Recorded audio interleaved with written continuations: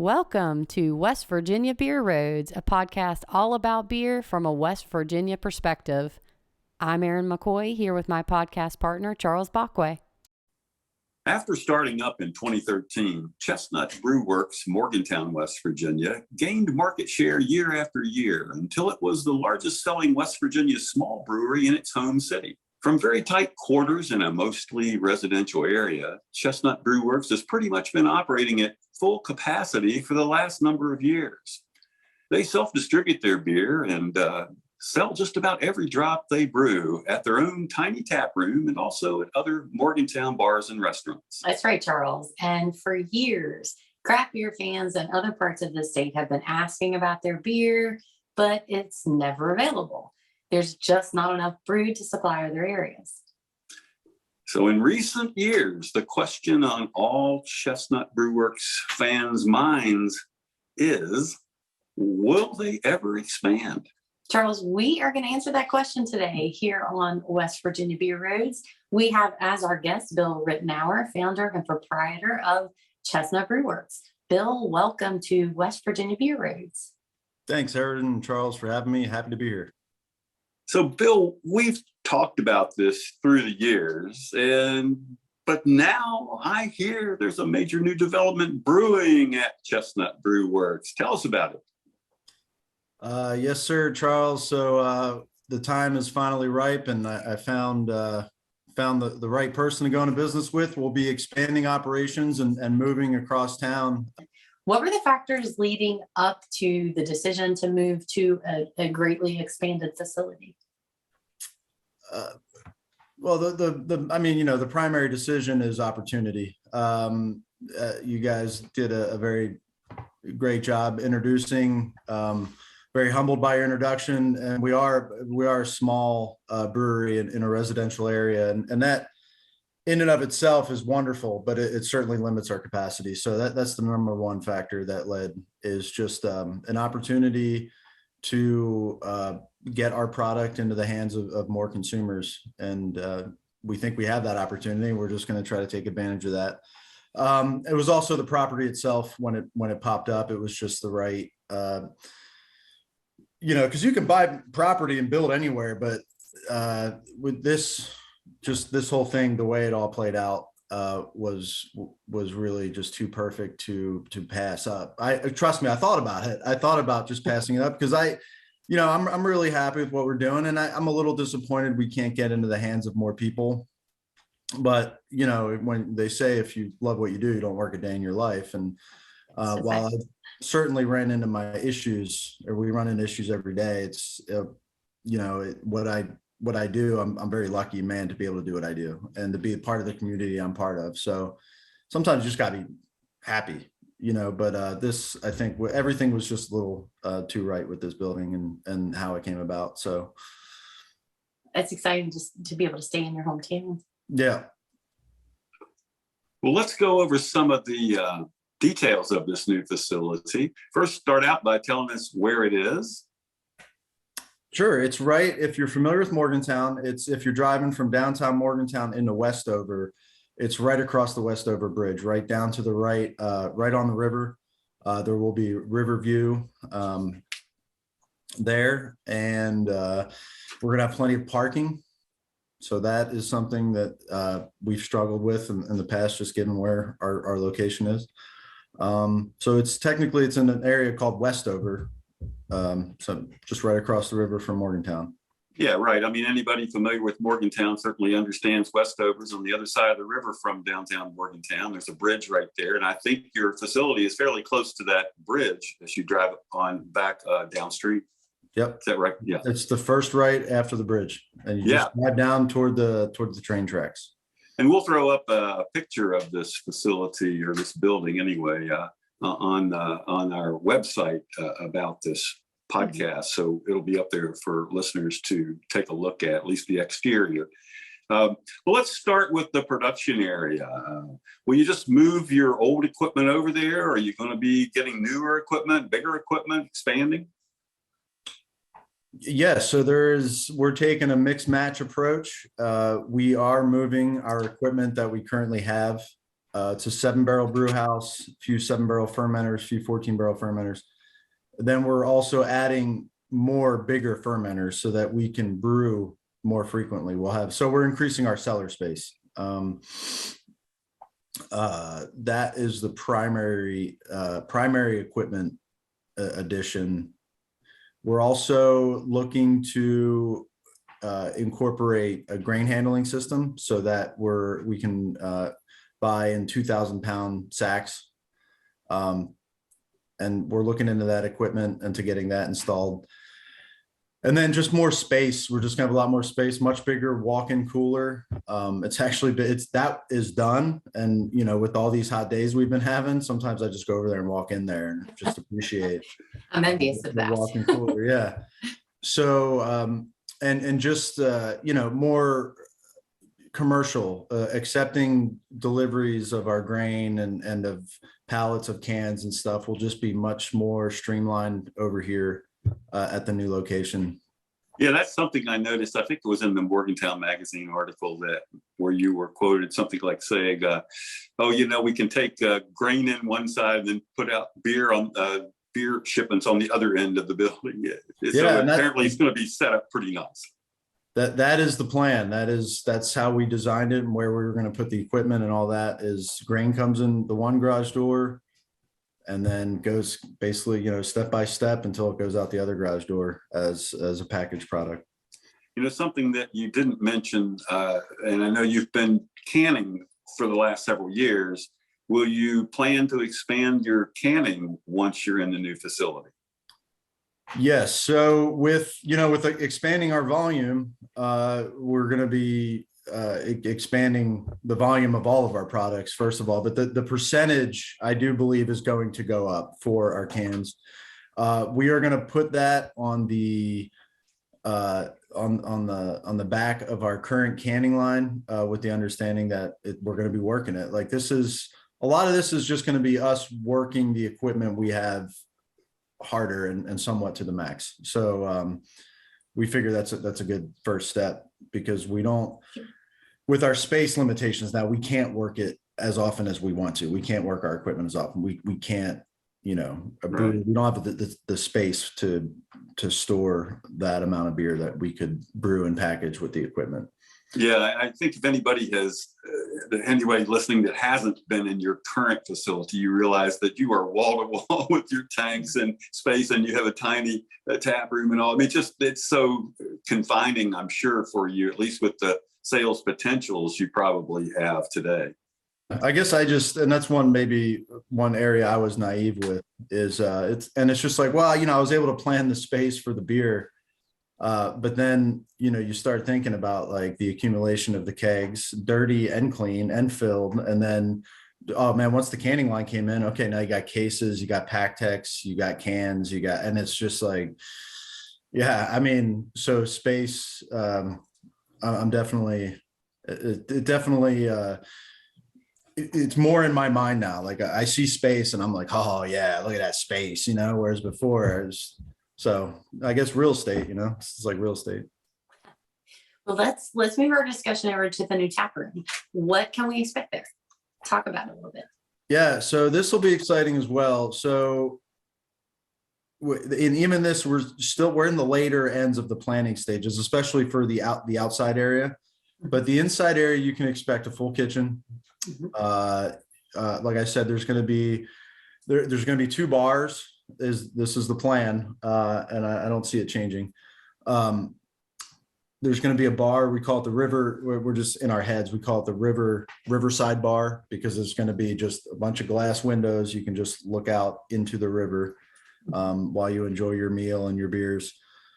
I'm in the process of actually tomorrow I'm driving down to White Oak, West Virginia, and picking up a bunch of reclaimed chestnut boards. So if you guys know the story of the American chestnut, you can't get chestnut lumber anymore unless it's reclaimed, because all the big chestnut trees have died off due to that. And I studied this as a grad student at WVU. It's all part of the Chestnut Brew Works. Yeah. So I was really excited to find this wood down in Beckley area. I'm going down there tomorrow.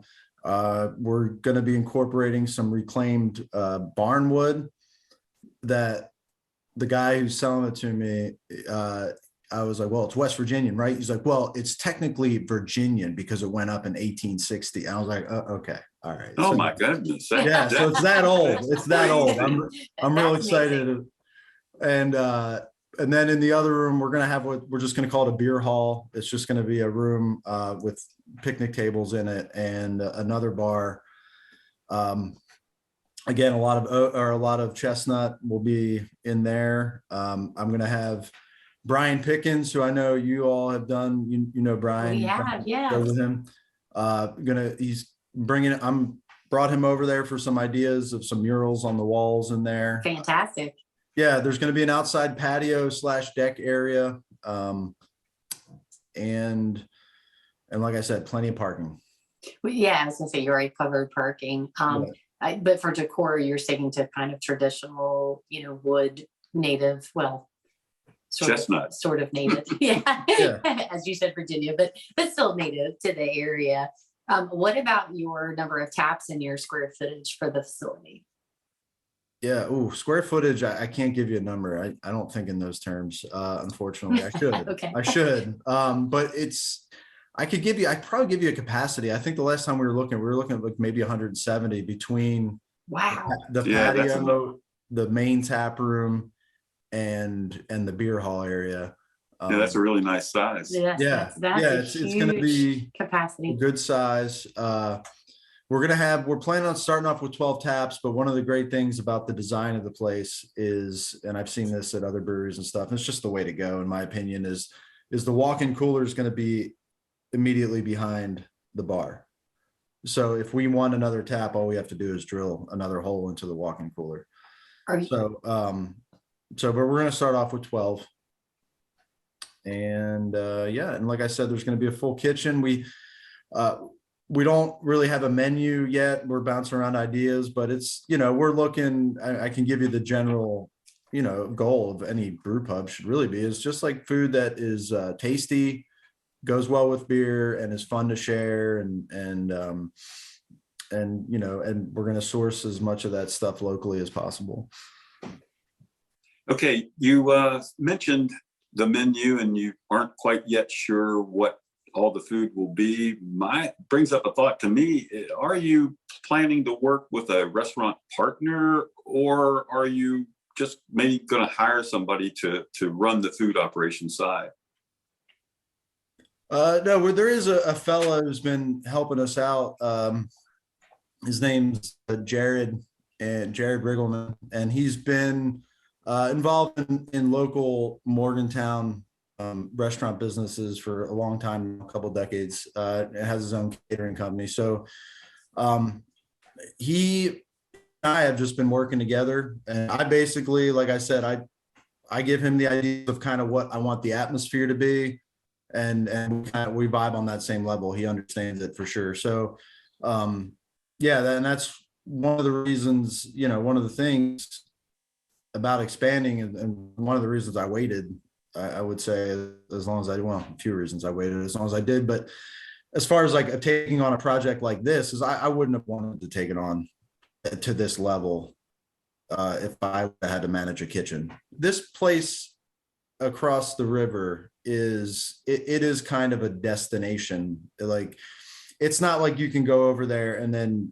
skip on down to Iron Horse and get, so I realized that with this location, if we really want to take the potential, me and Jared and my other partner, Phil Weezer, who's involved in this, is that like, we need to, we need to offer everything that you need to go over there. And that's not to say they can't then maybe head downtown and go to 10-202. So like, we still want to incorporate in with downtown Morgantown, but we just know that if we wanted to really take full advantage of this space and the view that it offers, then we needed to be as accommodating as possible. And we decided a full menu was necessary for that. So it sounds like you have maybe some new partners or a new partner in this business. Two, expansion, two. Phil Weezer, he's the founder of March Weston, which is the local construction company. I say local, I mean, they're pretty big. Yeah, But well, having a person in construction would certainly be a wise move. Yeah. Well, and that's it. And Phil and we met like 5 years ago or so, and we've run through different ideas. And I think we're just, we share this interest. And, we were talking about the engineering or the processing earlier of like raw materials in one end, beer out the other. And, we just share this interest in doing things as efficiently as possible and incorporating equipment and engineering to do so. He's an engineer, I'm a scientist, and so and I think he does really have an interest in just in investing in downtown Morgantown, and in the time of shopping centers and university town centers and Suncrest town centers, and and that I visit them when I do, but we just feel like especially Morgantown has just kind of lost a little bit of its luster. And so this is, I think, part of it. And there's a lot of people, and the new apothecary that's opening up, and the people who are involved with that. There's this big push to just really, let's make downtown Morgantown a place worth visiting again, so. I think one thing that people would be interested in hearing about this new facility and the new tap room and all would be, what's your projected timeline? I mean, what are you looking at, you think? We're hoping to have the tap room open within the next 3 or 4 months. Okay, so that does sound like maybe by late fall, possibly. I think if things go well. Late fall, and again, that is like if everything goes well, and then late fall would be wonderful. I mean, like I said, we're making progress. I'm picking up a lot of chestnut wood tomorrow. We got drawings of how it's all going to be done. It just needs to be done, and then the ABCA and the fire marshal, and so. But we're really hoping for the fall, for the tap room, and then slowly we'll just transition everything. Well, Bill, along with all this increased capacity, more tanks, more efficient layout and operation, lots of space, there's probably going to be increased production. And with increased production, is there going to be increased distribution? Could you comment on that? Yeah, and that is the plan. Ultimately, I talked earlier about opportunity and the factors to expand. I mean, we're in Clarksburg, Bridgeport, Fairmont now, but I mean, that's it. And we do get outside of that, Morgantown and those areas when we do, like if someone happens to be passing through town, they pick up some kegs or something. But the plan is to ultimately, and slowly just make sure we got the tap room taken care of, make sure we got our local customers taken care of, and then slowly, just as we can increase that production, I mean, we need to do something with all that beer we're making. So we're excited to be able to talk with distributors in some of the other bigger markets in West Virginia, and possibly even Deep Creek or Pennsylvania. So, and that's all depend, like the other thing that this place has is space. And so even in addition to the tanks that we are installing as part of this move, there's space for more tanks in the future. So yeah, we hope to slowly just be able to, bring our beer to more people. Sounds like there's definitely some room for growth there. That's exciting. Mm-hmm. Yep. And that's one thing, another factor in when you talked about factors in moving is I told myself if I did it again, I feel like I've learned a lot. And if I did it again, I'd make sure that it was in a space that if we wanted to expand more, we could do it at that space. You know what I mean? And we wouldn't have to move to a new space. So basically a space with even further growth potential. And this place has that for sure. So you mentioned a little bit though about taproom distributors. So you're maybe considering switching from self-distribution to signing with a distributor. Oh yeah. Yeah. So, yeah. And whatever distributors for whatever regions we feel that we can handle, 100%. And we've already talked with a few and they know of our plans. And Yeah, listen, like I know, you hear these nightmares about distributors and some of the agreements sometimes people get in. I don't. That's why you got to choose who you do business with, I suppose. But listen, when I get my two guys, Jeremy and Josh, have been with Chestnut forever. When they're out delivering beer and the brew house is just sitting there, like it makes me sad. Like we do take pride in being able to distribute our own product and stuff, but the distributors, if you pick the right ones, they know what they're doing, and they do a very good job with it, especially when it comes to cans and supermarkets and stuff. So I look at it as an opportunity. Like I wish we made enough beer now so I could sign with a distributor and so that we could spend more time making the product, like the stuff we're good at, which is not that we're not good at distributing, but that's not our job. When you talk to these distributors, that's what they do. Like they distribute, we brew and we can deliver and we do the best we can, but that's, we don't have a fleet to do it. So. Fair enough. Well, Bill, we like to ask this of all of our brewers. So what would you say are the keys to success for Chestnut Brew Works through the years? I'll be honest with you. I think we were lucky that we kind of got in on the ground floor. I think, I think West Virginia was ripe for it. And I'm glad I gambled on that. I came here, I lived at Penn State College, and then then I lived here, and then I was out in Nebraska, and I was watching this craft beer boom like everywhere. It was in Nebraska, and I drove out to Colorado. This was 2008, went to the Great American Beer Festival, and I just saw all this craft beer like blowing up. And then I got back to West Virginia, and there were 6 other breweries in the state, and you couldn't get any other, like you could get very little craft beer in the state. And I was like, man, this isn't like, and I still had family in Pennsylvania. It got like over 200 breweries, and right. So I think I got lucky. I think with the timing. I don't know. I think I got lucky too with the timing of Halleck Pale Ale. I think people, back then it was kind of new to have a hoppy beer that wasn't bitter. That was a new thing, and I think. In today's standards, Halleck might even be bitter. I don't know. So, I just think timing and the market, the timing of the market here, I think it was, I think there were some fortunate turn of events.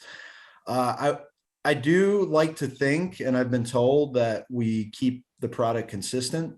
I'd like to think that maybe my science training and my, working in a lab for years and years as a microbiologist, I like to think that, we've come up with a process to try to, minimize any kind of contamination or off flavorings. So I think our consistency and for us, I think I'm very involved in everything in the day to day. And like I do, I run all the numbers and I do all my own books and and I don't know that might hinder me, but I think for Chestnut, it helped. One, because we were so small, I couldn't afford anyone else to do that. But two, it allowed me to, the left hand knew what the right hand was doing, as far as like finance. Sure. And not that it can't in a partnership or anything. But I just think, and I think especially during COVID, just being able to assess what the financial problems were, and then as to the best of my ability and with the help and input from Josh and Jeremy and Amber at the taproom, like just be able to adapt and execute. Sure, find a solution. Yeah. Well, along with those keys to success that you just described, what have been your biggest challenges to a successful operation of a brewery in West Virginia? Talk about some of the hurdles, obviously, other than the pandemic, that you've had to overcome. Yeah. Hey, yeah, I don't know. You have to pause that. I can talk about some of the general, like I'd say like just the shifting, I'd say the biggest hurdle would be supplies and being able to procure the supplies I need based on the trends that are going at the moment. You know, like when I first started, it was hops. Hops were so hard to get. Now hops are easy to get, but getting fruit is a problem, you know? And so Market demand.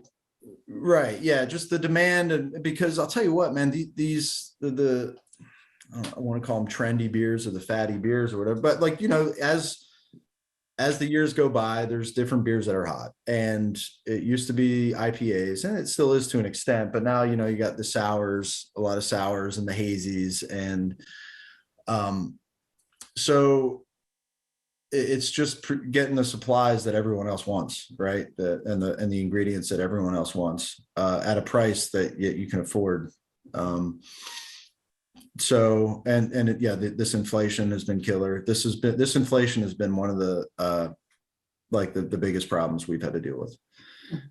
Just because everything's more expensive. And one of the things I've always tried to do was I really always tried to make Chestnut competitive in pricing to the best that I could. And I hate raising prices. I think I've only done it twice since we've opened in 2013. And this second time was just like a month or two ago. All right.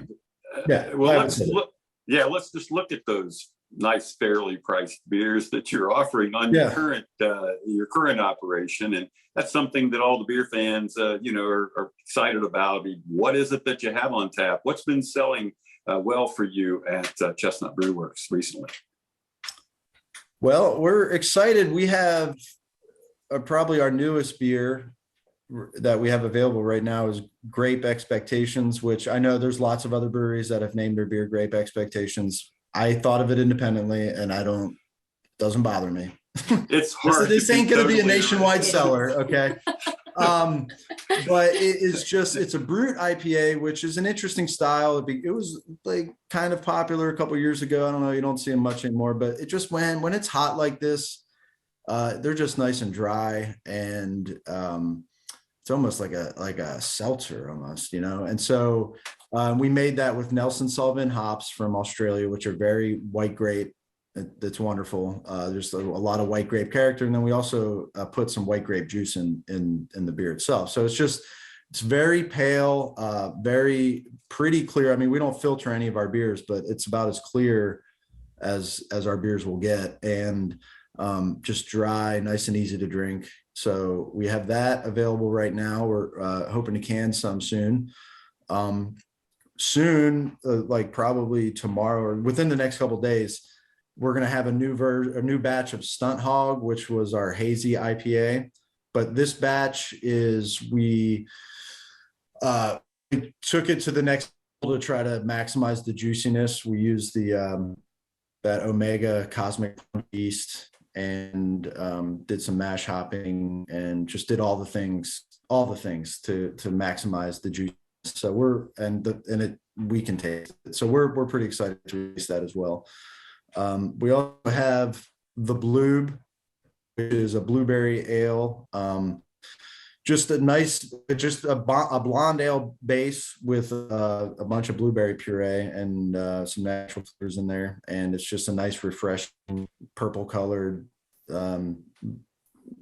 pretty moderate blueberry flavor and aroma.